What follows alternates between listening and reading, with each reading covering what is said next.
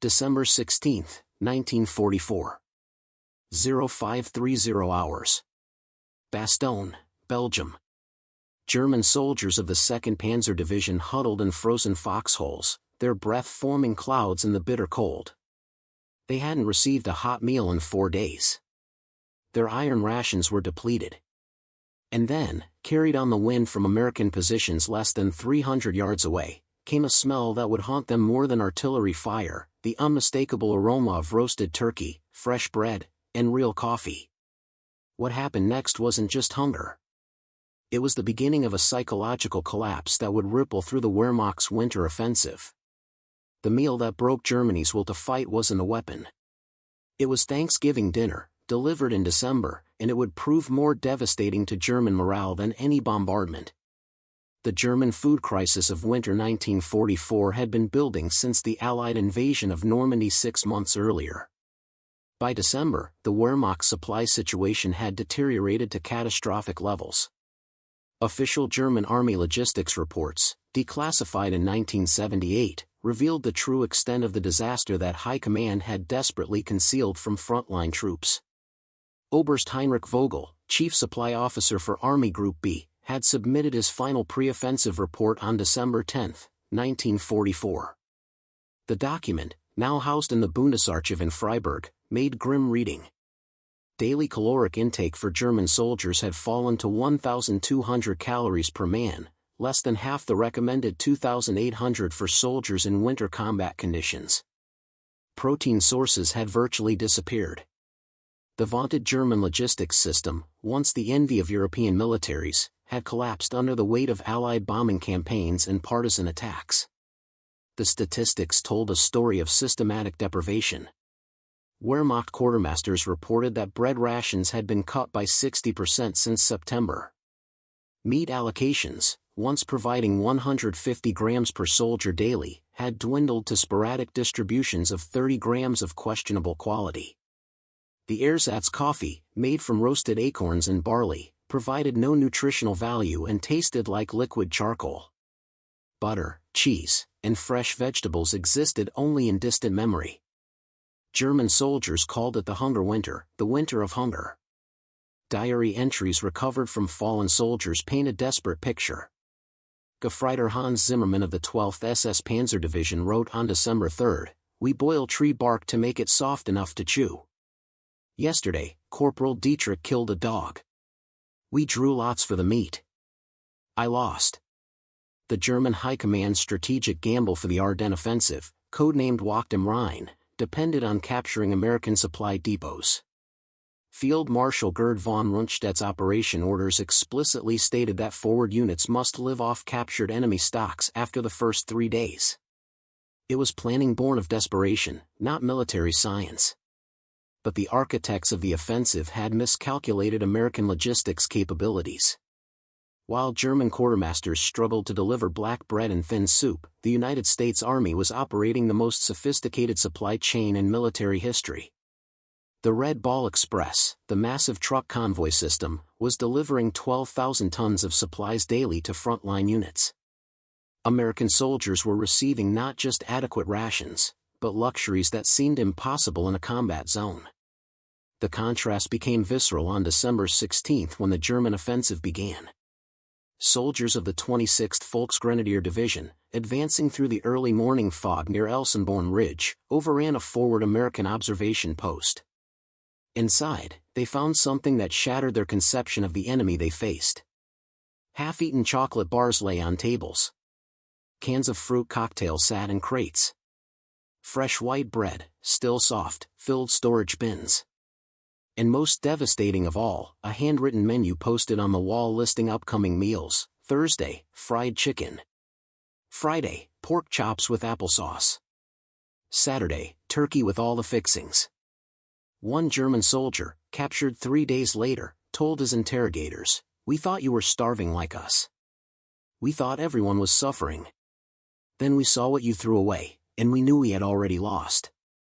The story of how American forces maintained food superiority in the winter of 1944 began not in Europe, but in the warehouses of Brooklyn, New York, 6 months earlier.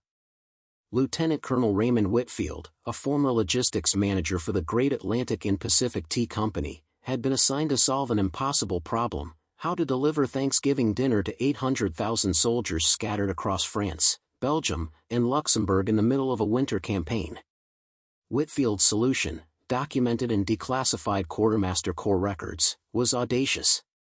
He would freeze time itself, or at least freeze turkey. On June 15, 1944, just 9 days after D-Day, Whitfield initiated Operation Bountiful.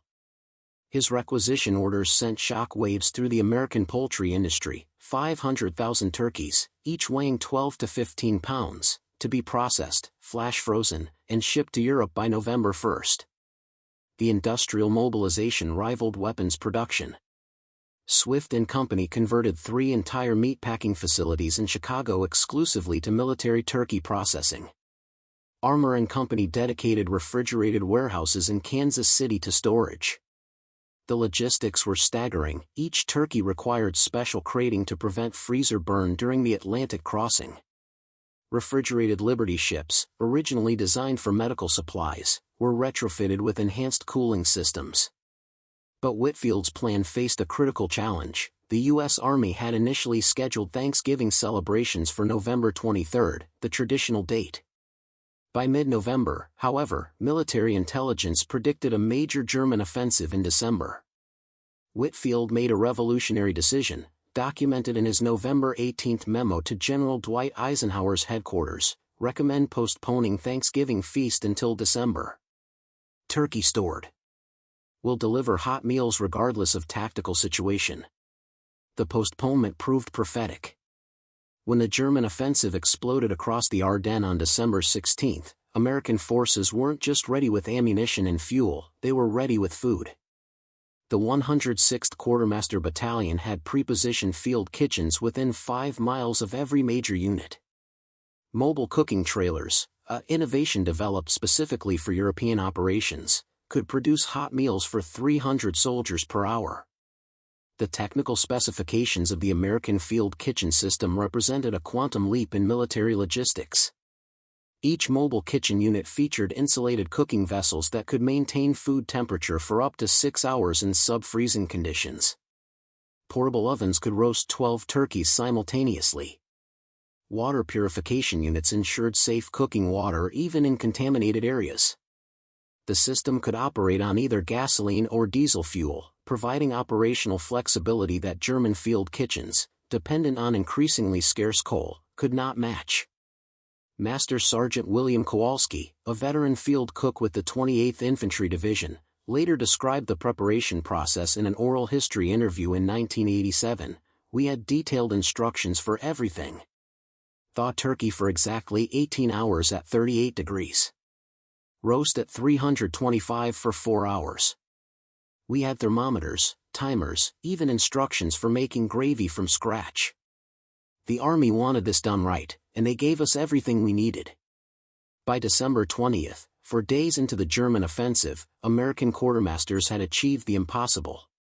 Despite fierce combat, despite encirclement at Bastogne, despite the worst winter weather in 50 years, they were preparing to serve hot turkey dinners with all the traditional accompaniments to frontline troops. December 22, 1944. 1,100 hours. Perimeter of Bastogne. The wind shifted from southwest to northeast, carrying with it something that would inflict more psychological damage on German forces than any artillery barrage: the aroma of cooking food from American positions inside the besieged town. Hauptmann Friedrich Bauer, commanding a company of the 901st Panzergrenadier Regiment, documented the moment in his war diary, later seized by American forces. The men smelled it before I did. Roasting meat. Real coffee. Fresh bread. At first, I thought they were hallucinating from hunger. Then I smelled it too. The Americans, surrounded and supposedly dying, were cooking a feast while we gnawed frozen bread hard as stone. The German forces encircling Bastogne had been surviving on what soldiers called alte man rations, old man rations, a bitter joke referring to the ancient preserved foods that comprised their diet. Hardtack biscuits manufactured in 1936 crumbled into dust. Canned meat from 1938 stocks had turned green and foul. The ersatz honey, made from coal tar derivatives, caused stomach cramps. Each soldier received 200 grams of bread daily, when supplies arrived at all, and a thin soup made from dehydrated vegetables that reconstituted into a gray sludge. The psychological impact of smelling American cooking while starving proved devastating. German military psychiatrists, in post-war testimony to Allied investigators, identified what they termed Duftdemoralisierung, demoralization by scent. The human olfactory system, they explained, triggers powerful emotional and psychological responses. Hungry soldiers smelling food they cannot access experience not just physical craving, but profound despair about their circumstances. Gefreiter Otto Kessler, captured on December 24, provided testimony that revealed the depth of this despair. We could hear them singing. We could smell turkey and coffee. Real coffee, not the swill we drank. Some of the men began crying. Others became angry, saying the officers had lied to us about American supply problems. By the third day of smelling their food, 6 men from my platoon deserted. They walked toward American lines with their hands up, choosing prisoner rations over German soldier rations. The mobile kitchen units that Quartermaster Corps had positioned throughout the Ardennes were operating at full capacity despite the tactical situation. Each unit followed precise protocols documented in Technical Manual 10-405, Field Cooking in Combat Conditions. Turkey preparation began at 0600 hours. Birds were stuffed with traditional bread dressing made from genuine ingredients, actual bread, celery, onions, and sage shipped from the United States. Potatoes, both mashed and candied sweet potatoes, were prepared in quantities sufficient for every soldier to receive generous portions. The menu for December 25, 1944, preserved in National Archives records, listed roast turkey with giblet gravy, bread stuffing, mashed potatoes, candied sweet potatoes, cranberry sauce, butter rolls, fruit salad, mince pie, and coffee with real cream and sugar.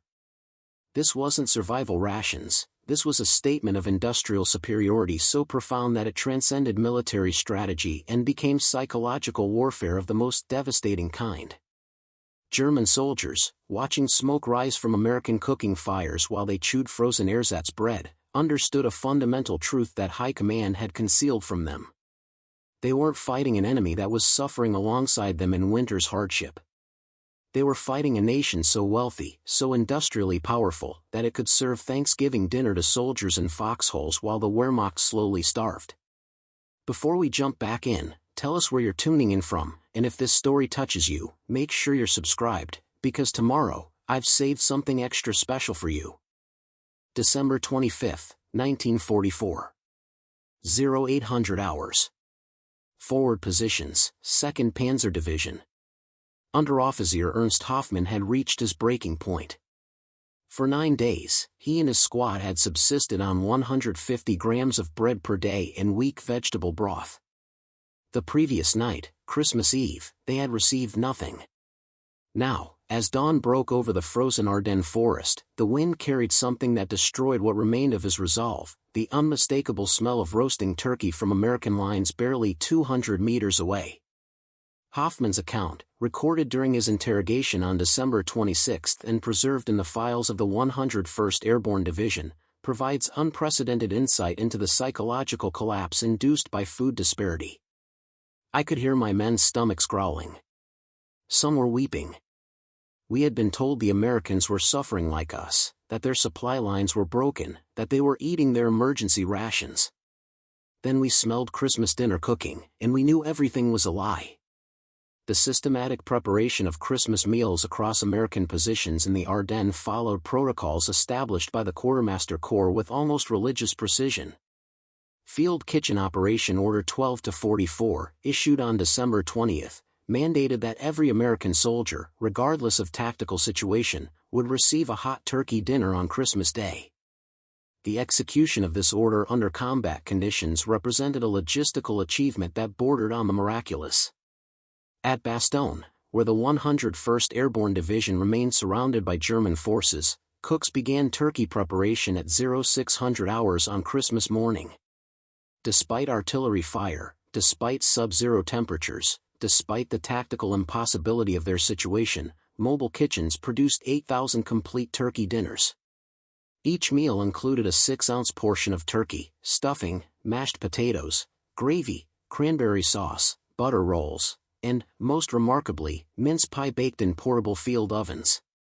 The German response to this display of abundance revealed a military force experiencing comprehensive morale failure. Radio intercepts by the U.S. Army's Signal Intelligence Service, declassified in 1985, documented unprecedented communications between German units. December 25, 09:45 hours, request permission to withdraw.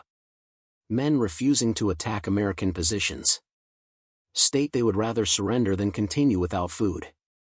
December 25, 11:30 hours, entire platoon deserted during night. Left weapons behind. Probably surrendered to Americans for food. Lieutenant Wolfgang Richter, operations officer for the 26th Volksgrenadier Division, provided devastating testimony in post-war interrogations. The Christmas meal broke us. We could see smoke from their kitchens. We could smell the food. Our men were eating frozen bread that shattered when you bit it, drinking melted snow because our water froze. The Americans were having a feast. Some officers tried to claim it was propaganda, that the smell was artificial, created to demoralize us. But we knew. We could smell real turkey, real coffee. The contrast destroyed any remaining fighting spirit. The mass surrenders began at 1,400 hours on Christmas Day. Groups of German soldiers, sometimes entire squads, approached American lines with white flags improvised from undershirts and bedsheets. Military police reports from the 28th Infantry Division documented 127 German soldiers surrendering on Christmas Day alone, with most citing hunger as their primary motivation. One group of 15 men from the 9th Panzer Division surrendered carrying a hand-lettered sign in broken English, "We want eat. No more fight. Please food." The psychological warfare value of the food disparity was not lost on American commanders. On December 27, Brigadier General Anthony McAuliffe, commanding the 101st Airborne at Bastogne, authorized an operation that would transform meals into weapons. Operation Generous Host would deliberately amplify the sensory evidence of American abundance to shatter German morale completely. The plan, preserved in the Psychological Warfare Division archives at the National World War II Museum, was devastatingly simple. American field kitchens would increase cooking operations during hours when wind patterns carried smells toward German positions. Portable loudspeakers, typically used for surrender appeals, would broadcast the sounds of mess halls, clanking plates, soldiers talking and laughing, the distinctive sounds of abundant meals being served. But the most psychologically destructive element was the care package program.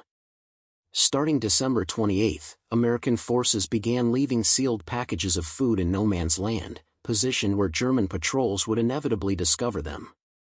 Each package contained items calculated to maximize psychological impact: chocolate bars with mint centers, canned fruit cocktail and heavy syrup, white bread made with real wheat flour, coffee with real sugar, and, most devastating, a printed menu showing upcoming American meals for the next week. Oberst Werner Kohl, captured on January 3, 1945, described finding one of these packages. "My patrol discovered a wooden crate marked with a white cross. Inside were foods we had not seen in months. Real chocolate. Canned peaches. Fresh bread." There was a note in German, "Compliments of the U.S. Army. There is plenty more where this came from. Why die hungry?" We ate everything immediately. Then we sat in our foxhole and cried, because we knew we were fighting an enemy that could afford to give away food we would kill for. The intelligence value of this psychological operation exceeded expectations. German soldiers, weakened by hunger and demoralized by the evidence of American plenty, began surrendering with increasing frequency. Interrogation reports revealed that food had become the dominant factor in surrender decisions, surpassing even fear of death or loyalty to the Reich. The 12th Army Group G2 intelligence summary from January 1, 1945, documented the trend. Prisoner statements consistently cite food disparity as primary factor in surrender decision. German troops report 2-week periods without hot meals. Multiple prisoners independently describe American food smells as unbearable torture. Recommend continued emphasis on food-based psychological operations. The mobile kitchens maintain their relentless schedule. January 1, 1945, brought another feast, pork roast with sauerkraut for New Year's Day, a traditional American meal designed to demonstrate continuity of supply even as the German offensive crumbled. German soldiers in listening posts could hear American celebrations, could smell the cooking pork, could imagine the warmth of a field kitchen while they huddled in frozen positions gnawing hardtack. Gefreiter Hans Dietrich, surrendering on January 2 with 7 other men from his squad, told interrogators, "We stopped fighting the Americans. We started fighting ourselves to stay loyal despite the hunger." When you smell them cooking 3 meals a day while you are starving, loyalty becomes impossible. The human body eventually overrules the human mind. We chose to live and eat rather than die hungry for a cause we no longer believed in. The food disparity that broke German morale in the Ardennes was not accidental, it was the inevitable result of industrial capacities so vastly different that it rendered conventional military comparison meaningless. While Wehrmacht quartermasters struggled to deliver 1,200 calories per soldier daily, the U.S. Army Quartermaster Corps was operating a supply system that treated food abundance as a strategic weapon. The statistics, compiled in the official U.S. Army logistics study Feeding Victory, Quartermaster Operations in the European Theater, revealed the staggering disparity. By January 1945, American forces in Europe were receiving 4,000 calories per soldier per day, more than triple the German ration. The United States was shipping 12 million pounds of food daily across the Atlantic. Refrigerated warehouses in French ports held 50 million pounds of frozen meat. Mobile bakeries could produce 2 million pounds of fresh bread weekly.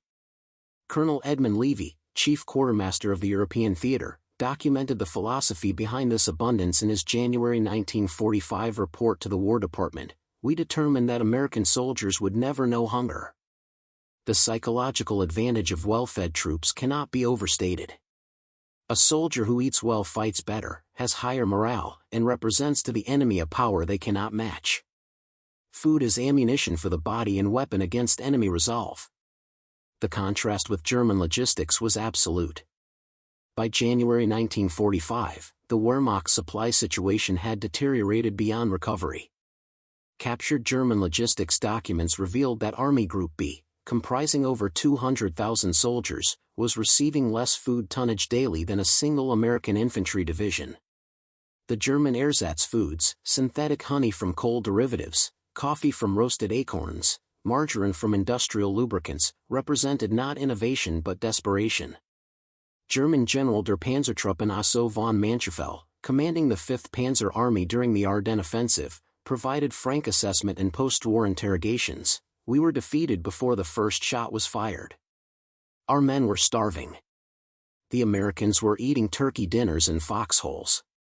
How can you maintain fighting spirit when the enemy demonstrates such overwhelming superiority in something as basic as food?"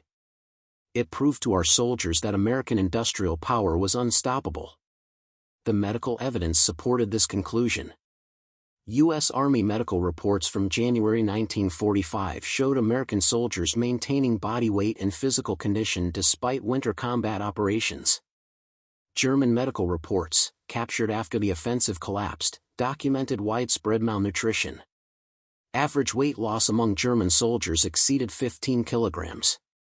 Cases of scurvy, a disease of severe vitamin deficiency, appeared in multiple units.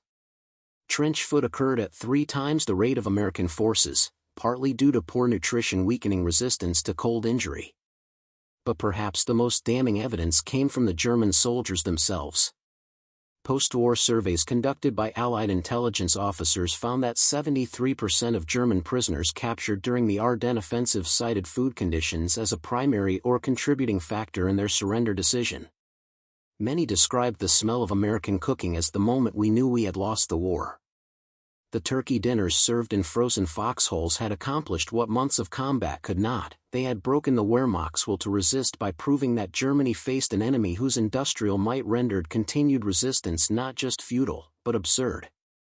Preparing and narrating this story took us a lot of time, so if you are enjoying it, subscribe to our channel, it means a lot to us.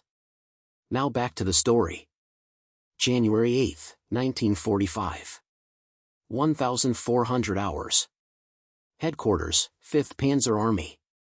The offensive that Hitler had promised would split the Allied armies and capture Antwerp had devolved into a fighting retreat.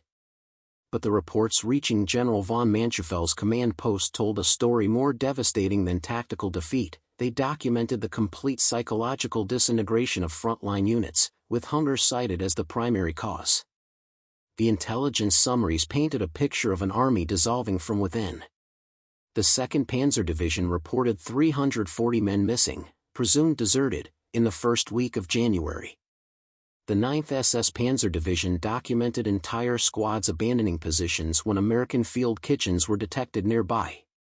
The 26th Volksgrenadier Division's morale officer reported soldiers openly discussing surrender as preferable to continued starvation. These were not isolated incidents, they represented systemic collapse across the entire offensive front. Hauptmann George Steiner, a company commander in the Panzerlehr Division, kept a detailed diary that survived the war, now housed at the Institute für Zeitgeschichte in Munich. His January 6 entry captured the crisis. My men no longer discuss tactics or victory. They discuss American food. They describe in elaborate detail the meals they have smelled from enemy positions. Today, Private Becker deserted. His note said simply, "I cannot watch my comrades starve while Americans feast. I choose to live. I cannot punish a man for choosing survival over loyalty to a regime that feeds its soldiers sawdust bread and calls it patriotic sacrifice." The American psychological warfare apparatus had refined its food-based operations into a systematic campaign. Intelligence officers discovered that broadcasting meal preparation sounds at specific times, when German soldiers were receiving their meager rations, produced maximum psychological impact. The Office of Strategic Services, in coordination with the Quartermaster Corps, developed what they termed the Feast and Famine Protocol. The protocol, detailed in declassified OSS documents from 1945, orchestrated every aspect of food-based psychological warfare. American units would increase cooking smoke during morning hours when German soldiers were most hungry. Field kitchens positioned near front lines would amplify sounds of meal service using portable amplification equipment. Most devastatingly, interrogation teams would ensure German prisoners received abundant hot meals within sight of their former comrades still in German positions. This last tactic proved especially destructive to German morale. American military police units established forward POW collection points deliberately visible from German lines. Captured soldiers received immediate hot meals, soup, bread, coffee, and often additional rations from Red Cross parcels. German soldiers in nearby positions could watch through binoculars as their captured comrades ate food they could only dream of receiving. Lieutenant Karl Weber, captured on January 10 with 12 men from his platoon, described the final psychological breaking point. "We had been watching the Americans feed prisoners for 3 days. Real food. Hot soup. Fresh bread. We could see captured German soldiers eating, could see them warming themselves by American fires." On the 3rd day, we held a vote. 12 men voted to surrender. 3 voted to continue fighting. We tied up those 3 men and carried them with us when we surrendered. We could not let their misguided loyalty cause us to starve to death 200 meters from food and warmth.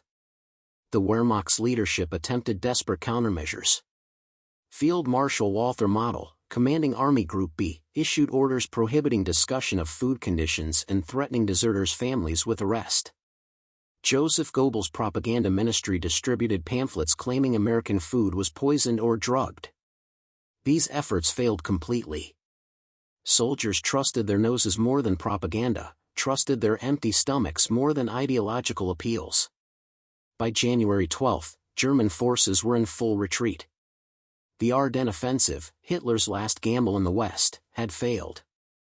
But it had not failed merely due to American firepower or tactical superiority. It had failed because German soldiers, smelling turkey dinners from American positions while gnawing frozen bread, had lost the will to continue fighting an enemy whose industrial abundance made German victory not just unlikely, but impossible. The collapse of the Ardennes offensive by mid-January 1945 forced a brutal reassessment within Wehrmacht High Command.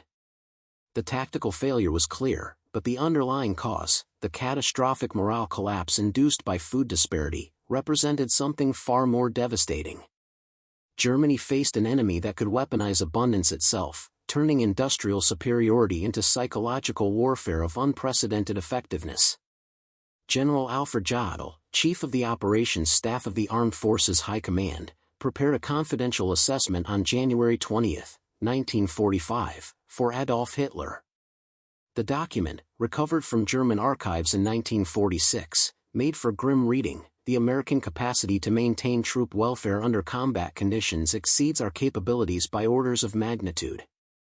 German soldiers report American forces receiving hot meals daily, including luxuries such as fresh meat, real coffee, and desserts. Our soldiers receive 1,200 calories of ersatz foods when supplies arrive at all. This disparity has proven more damaging to morale than casualties. Soldiers increasingly view surrender as rational choice, ensuring survival and adequate food rather than continued loyalty to a cause that cannot feed them. The statistics from prisoner interrogations supported Jodl's assessment. U.S. Army intelligence analyses from January 1945 documented that 68% of German prisoners cited food conditions as a primary factor in their surrender decision. More remarkably, 43% of prisoners reported that observing or smelling American food was the immediate trigger for surrender. These were not cowards or malingerers, many were decorated veterans who had fought bravely in previous campaigns. They had simply reached the rational conclusion that continued resistance while starving was pointless when the enemy demonstrated such overwhelming superiority in basic logistics. The medical evidence provided objective confirmation of the crisis. German Army medical reports from January 1945, captured by Allied forces, documented that average soldier weight had decreased by 12 to 18 kilograms since October 1944. Malnutrition-related illnesses were affecting combat effectiveness more severely than battlefield casualties. Cases of avitaminosis, diseases caused by vitamin deficiency, had increased 300% since November. Trench foot cases, exacerbated by poor nutrition, were occurring at rates that threatened unit effectiveness more than enemy action. Conversely, American medical records showed troops maintaining physical condition throughout the winter campaign. The U.S. Army Medical Corps reported that adequate nutrition had maintained immune function, reduced cold weather injuries, and ensured rapid recovery from minor wounds. The contrast was absolute. American soldiers were thriving while German soldiers were literally starving in their positions. The psychological impact extended beyond individual surrender decisions. German unit cohesion, the fundamental building block of military effectiveness, was disintegrating under the weight of hunger and the evidence of American abundance. Officers reported losing authority over men who openly questioned why they should die hungry for leaders who had promised victory but delivered starvation. The traditional German military discipline, forged through decades of professional training, crumbled when soldiers could smell American turkey dinners cooking 300 meters away. Post-war analyses by military historians identified the Ardennes offensive as a turning point in psychological warfare. Dr. Wilhelm Deist, in his 1989 study Wehrmacht in Total War, argued that the food disparity of winter 1944-45 represented the moment when German soldiers understood that ideological commitment could not overcome material reality. The smell of American cooking did more to break German resistance than months of combat attrition. The lessons were clear to both sides. American military planners recognized that maintaining troop welfare, especially food quality and abundance, provided strategic advantages beyond simple nutrition. The U.S. Army would maintain this philosophy through subsequent conflicts, understanding that well-fed soldiers fight better and that abundance itself could demoralize enemies facing deprivation. For Germany, the lesson was terminal. By January 1945, the Wehrmacht could no longer sustain the fiction that willpower and ideology could overcome material disadvantage. The smell of American turkey, wafting across frozen battlefields to starving German soldiers, had delivered a truth more devastating than any propaganda: Germany had already lost the war, and every German soldier's nose knew it. March 15, 1945. The war in Europe had less than 2 months remaining. German forces were in full retreat across all fronts. But in the archives of the U.S. Army Quartermaster Corps, analysts were compiling a report that would fundamentally change military understanding of logistics and psychological warfare. The title was simple: Food as a Weapon, the Strategic Impact of Nutritional Superiority in the Ardennes Campaign. The report's findings, declassified in 1975, provided definitive evidence that the turkey dinners of December 1944 had achieved strategic effects rivaling major combat operations. Statistical analysis showed that German surrender rates increased by 340% in sectors where American field kitchens were operating within smelling distance of German positions. Units exposed to the smell of American cooking for 3 or more consecutive days showed desertion rates 5 times higher than units without such exposure. The correlation was undeniable: food disparity had become a decisive weapon. Colonel Paul Reynolds, who directed the study, wrote in his executive summary, "We have documented that the maintenance of abundant, high-quality food under combat conditions provides advantages beyond nutrition. It demonstrates industrial superiority, destroys enemy morale, and creates psychological conditions that facilitate enemy surrender." The cost of providing turkey dinners to frontline troops was negligible compared to the casualties prevented by the resulting collapse of enemy resistance. Food is ammunition. Food is armor. Food is victory. The human stories behind the statistics revealed the complete psychological transformation that food disparity had created. Former Oberstfreiter Heinrich Brandt, interviewed for the U.S. Army's Oral History Project in 1952, provided poignant testimony: "I fought in Poland, France, and Russia. I survived 3 years of combat. But in the Ardennes, I surrendered because I smelled American coffee.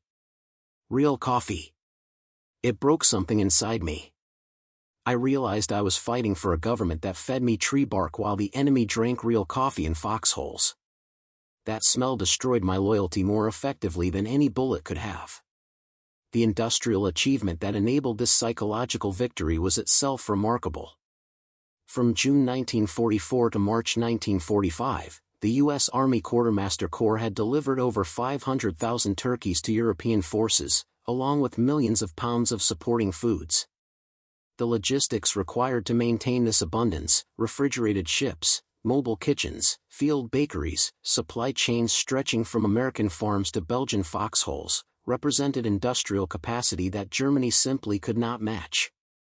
Post-war economic analyses confirmed what German soldiers had smelled on the winter wind: the United States possessed industrial superiority so overwhelming that it could afford luxuries for frontline troops while Germany struggled to provide basic sustenance. The gross domestic product of the United States in 1944 exceeded the combined GDP of Germany, Italy, and Japan. American industrial production was operating at levels that made abundant soldier rations not a luxury but an expected standard. The legacy of the Ardennes food operations extended far beyond World War II.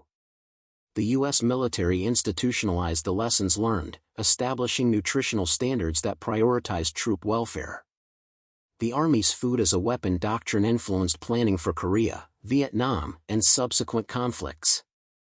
The fundamental principle remained: soldiers who eat well fight better, and abundance demoralizes enemies facing deprivation. Today, the National World War II Museum in New Orleans maintains an exhibit dedicated to quartermaster operations in the Ardennes. Visitors can see reproductions of the mobile kitchens, examine menus from December 1944, and read testimonies from both American cooks and German prisoners. The centerpiece is a simple placard with a quote from an anonymous German soldier, captured on December 26, 1944, "We were defeated by turkey and coffee. How can you fight an enemy so powerful that it serves Thanksgiving dinner in foxholes? We knew then that we had already lost." The shocking World War II meal that broke Germany's will to fight was not a single event but a sustained demonstration of industrial superiority translated into psychological warfare. The Wehrmacht had prepared for tanks and artillery, but it had no defense against the smell of roasting turkey carried on the winter wind, a smell that told starving soldiers their cause was lost before another shot was fired. April 8, 1945. Walter Reed Army Hospital, Washington, D.C. Captain James Thornton sat across from a military psychiatrist, his hands trembling slightly as he recounted his experiences as a field kitchen commander in the Ardennes. The psychiatrist's notes, preserved in Veterans Administration archives, documented a phenomenon that military medical professionals were only beginning to understand: the psychological burden carried by those who had wielded food as a weapon.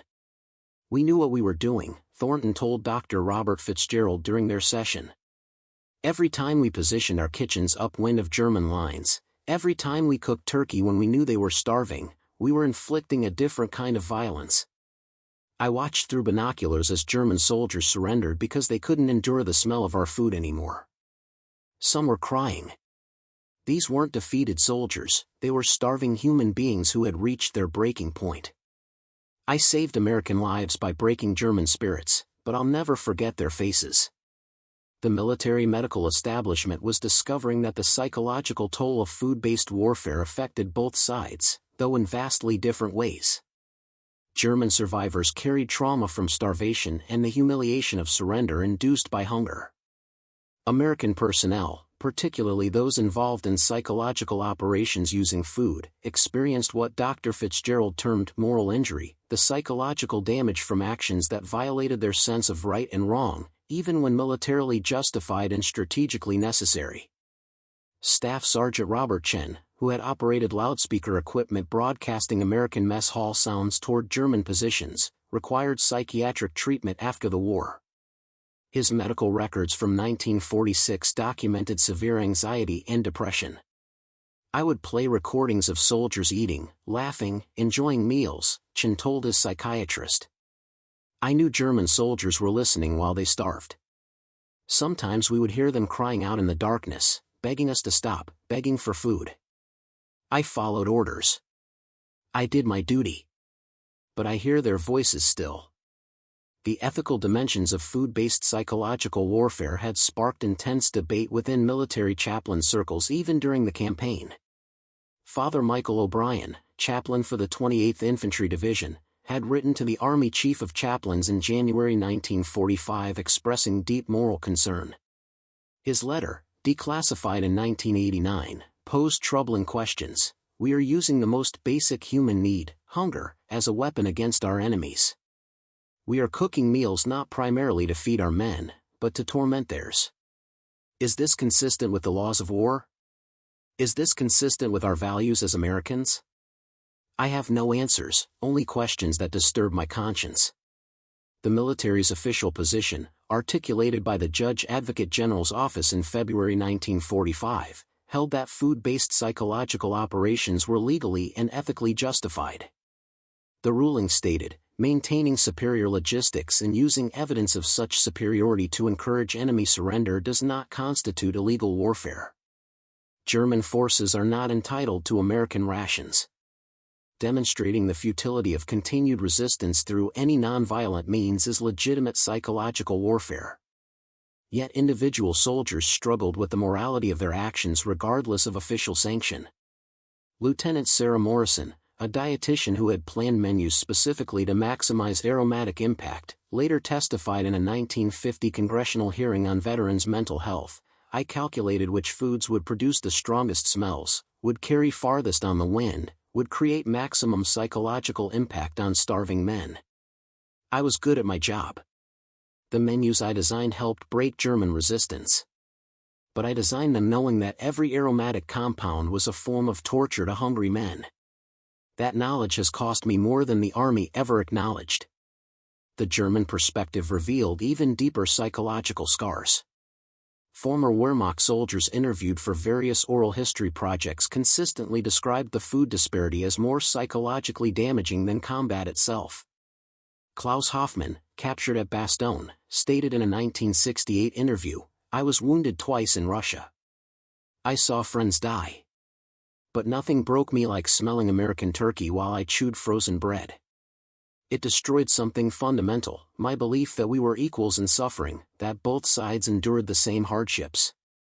Learning that wasn't true, that our suffering was unnecessary while Americans lived in abundance, that broke my spirit permanently. Up next, you've got 2 more standout stories right on your screen. If this one hit the mark, you won't want to pass these up. Just click and check them out. And don't forget to subscribe and turn on the notification bell so you don't miss any upload from us.